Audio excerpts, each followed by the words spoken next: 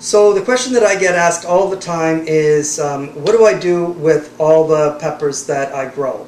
And so in answer to that question, I've decided to do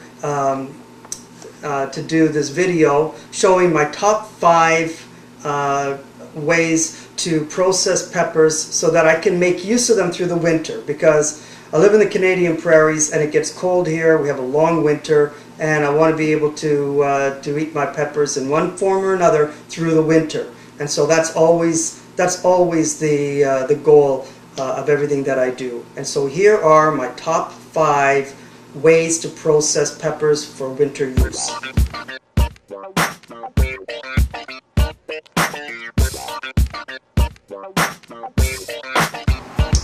Okay, so chili infused vodka, that's what I'm making now. And what I am opening here is a bottle of Crystal Head vodka, which is actually a Dan Aykroyd's product. It's a fairly new product on the market. Oh wow. Okay. And it's a little more than I really had expected or intended to spend on vodka, but I'm looking at it this way. Awesome. It's a skull head. So it doesn't really matter how much it costs. The important thing is that it's a skull head. And what could be better than a skull full of peppers? And that's vodka, which is great. And it's actually quadruple distilled and very high quality vodka. So am I saying that you have to go out and buy Crystal Head vodka in order to make this? Yes, because it's a skull. What are you going to have? Just a bottle of vodka with a bunch of Ukrainian dancers on it? No offense to Ukrainian dancers, but that's a skull. So it's just my opinion, but I think you should run out and buy this bottle. Anyway, I'm going to provide a link to their website in the description, because once you have it, then you've got it. You can use it over and over again, and it's really neat. So there you go. It's got a little plastic cork. Now, what I am going to do, and I just went to my garden. My intention was to use only red Caribbean habaneros, but for fully ripe and attractive red habaneros, I only had a couple of them. So I went and I decided what I would do is pick some nice red peppers. These are super chilies, so I have 4 super chilies that are nice and ripe. And then because I wasn't sure that the heat level would be enough, I also have a 7-pod.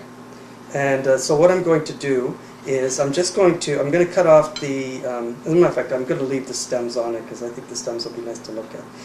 I'm going to just poke holes in the super chilies, and I'm just going to drop them in. And of course they're full of air, so they're going to be lighter and they're going to float on the surface. But I'm going to do that to every one of them.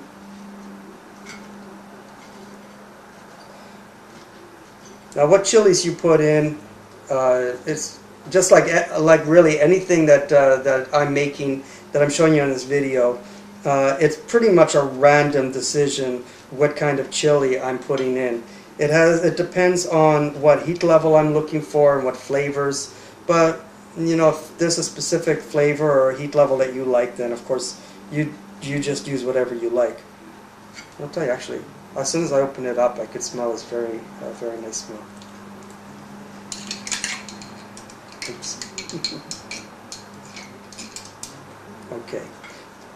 So these really attractive habaneros, I'm gonna make bigger cuts on them. And my intention here is to allow it to infuse long enough. Long enough, and I don't think this one's going to fit, so I'm going to cut this one in half. Oh, wow. Okay. That was interesting. Oh, that's a nice smell. I'm going to have to quarter it, actually. But that's all fine. That's all fine.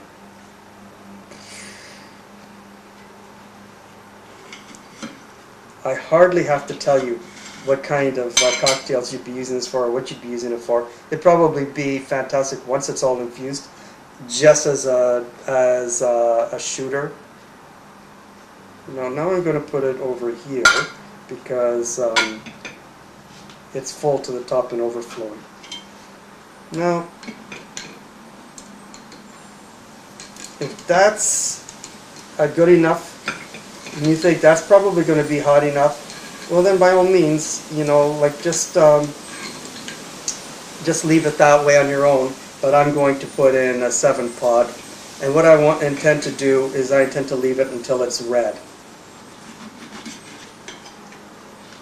And I will just point out that I am wearing latex gloves, and that's always a good idea when you are cutting up any kind of pepper. In the end, I am going to, once it's the color that I want, then I'm going to just run it through a cheesecloth or something. I'm just going to run it through some kind of just to catch all of the seeds and everything.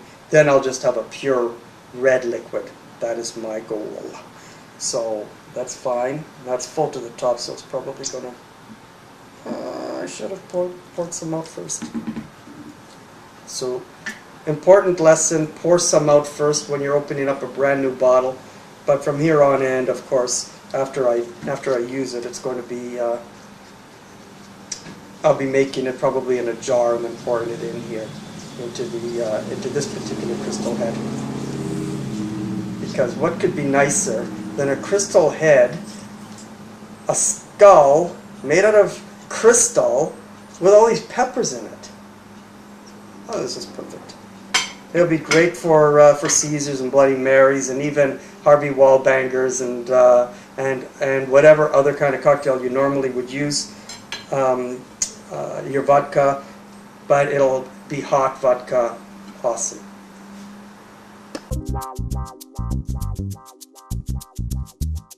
Okay, so chili infused olive oil. I will say first off that you have to be very careful when you're making something like this because of the risk of botulism. So there are a couple things that I'm doing that are important.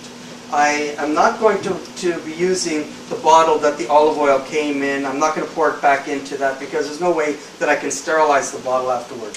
So what I have is a 1 liter canning jar, and I have that boiling here, and I've had it boiling for a few minutes now, but I'm letting it boil while I'm working on this. I don't care, 10 minutes, 15 minutes, however long it takes, it doesn't make any difference. So I'm just going to leave it in there. What I'm using is instead, I have 3 Nagas, but they're all dry, they're all dehydrated already. And once they're dehydrated, then the odds, or the chances of botulism are much decreased. So using a hot infusion is better. And the way that you do that is you have a non-reactive pan, and I've got a large pan here. I'm just going to put the liter of oil into it, and you want to bring that up to simmering heat. You don't want to boil it, because if you boil it, you've spoiled the oil.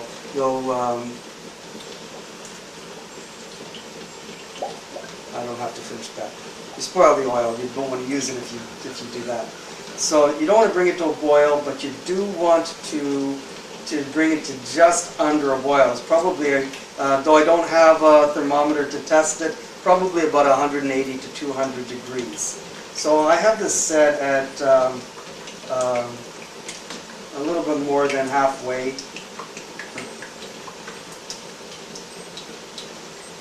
Around 6.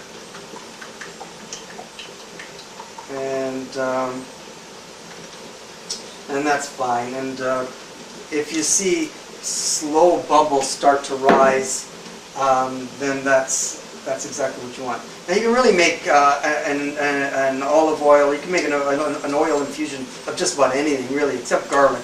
They don't recommend garlic. But this is all about peppers, so that's what I'm doing here. So what I'm doing and why I'm wearing my gloves again, because the nagas are really, really, really, really hot. They're about 1.5 million Scoville units, and the hottest peppers in the world. So I'm just cutting them up here. I'm just going to throw them in. Actually, it's kind of straight first. Doesn't seem like very much. 3 peppers in a liter of oil, but it's a lot actually. And I think that'll probably be good. Okay. I'm just going to stir that up. And in fact, I'm just going to keep on stirring it because I don't want it to boil, and I'm going to watch it very closely. Okay, so it's just about the temperature that you really want it to be now. And I'm saying that because you could tell that there's a movement going on inside the pan. All of the little pieces of pepper are starting to move around. And you don't want it to boil because then you've already ruined the oil. So you want it to be at a point where it's a very slow motion, and the peppers are kind of moving around all on their own. If you see some little bubbles starting to rise, then that's great. That's what you want to see. And once it gets to that point, then I say just keep stirring it, and the longer that you keep it going like this, the hotter that the oil will be. Okay, so at this point now, I've taken the jar out and I dried it thoroughly inside with a clean towel because you don't want any water inside the jar when you put the oil in. So I've gotten this done as much as I want to, and now what I'm going to do is I am going to just ladle the oil in. And there are 2 things that you can do, or two different ways that you can go about doing this. You can strain out all of the bits of pepper at this point and just have a clear liquid. Well, not clear. Hopefully it'll be on the reddish side. Or you can leave the bits in. Now, if you leave the bits in, my recommendation is, just because I'm erring on the side of caution, refrigerate it. If you're doing 1 jar, refrigerate it. What's going to end up happening is that the oil will become cloudy, but that doesn't make any difference. It doesn't alter the taste. And when you bring it up to room temperature, it will clarify again. If you don't want to keep it in the fridge, then strain out all of the peppers, and then that is the heat. If you do it this way, the way that I'm doing it, well, the peppers will continue to make the oil hot long after it's in the jar. So I'm going to be leaving it just on the counter for probably 5 hours or so, just like that. And then, once it gets to the point where it's actually room temperature, then I'll put it into the fridge, and it could just stay in a corner of the fridge and not hurt anybody. And I'll take it out when I want to use it, and it'll be good it should be good for 12 months. It should be good at least until it's gone, which will probably be before 12 months are up. Anyway, that is all there is really to infusing oil. It's a pretty simple technique, but you do have to watch, because it's dangerous if you don't do it properly. And one thing, never infuse your oil with garlic, because garlic is prone to botulism, and you are just taking your chances. Botulism is odorless and tasteless, and you won't know that you've even gotten it. So I say don't take any chances. Anyway, that's how I feel about it. That's good.